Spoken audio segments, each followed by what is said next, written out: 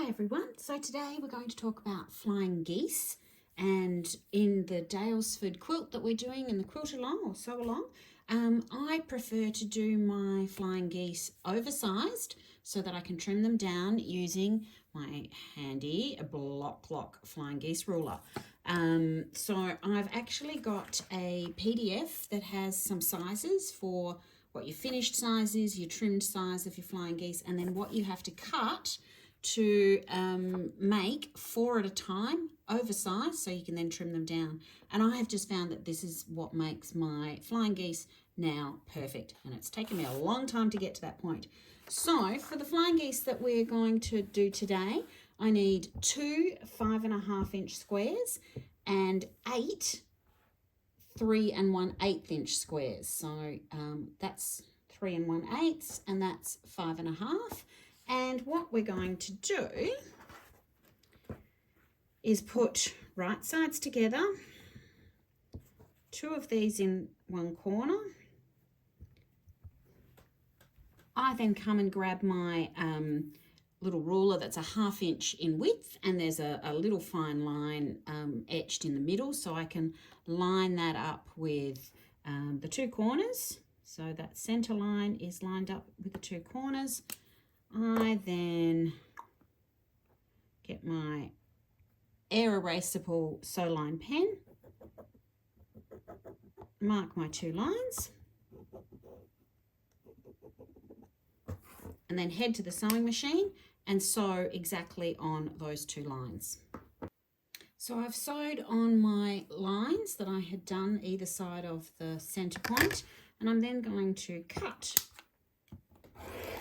down that center point. And so I now have 2 pieces, and I'm going to go and press them open so they look like this, sort of like pointy hearts. So then we're going to go and grab another one of the 3 1/8 inch squares, right sides together.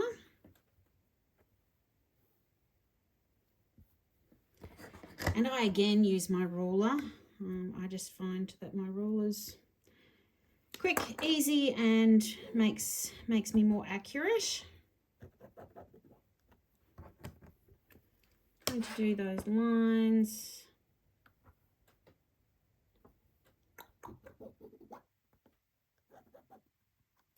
I'm then going to go and sew on those lines.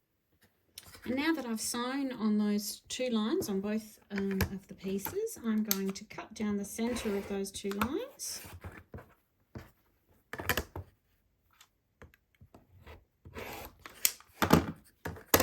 And then voila, when we press that over, we have a flying geese block. Okay, so there's our 4 flying geese blocks from our 4 at a time method. So now the block lock ruler comes in play, and this is where we trim it to exactly the right size. Now the block lock ruler has these indentations. It's a bit hard to see, maybe if I get the light shining right there.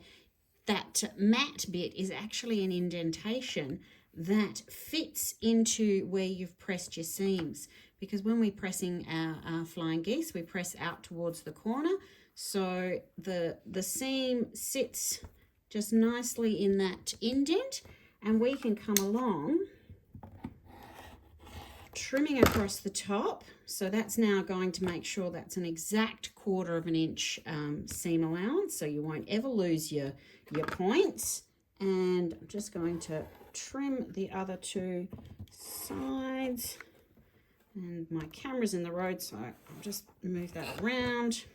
And the beauty of this and the fact that it fits is that you can move your block around. I must admit, normally I will use my rotating cutting mat, so it makes life easier.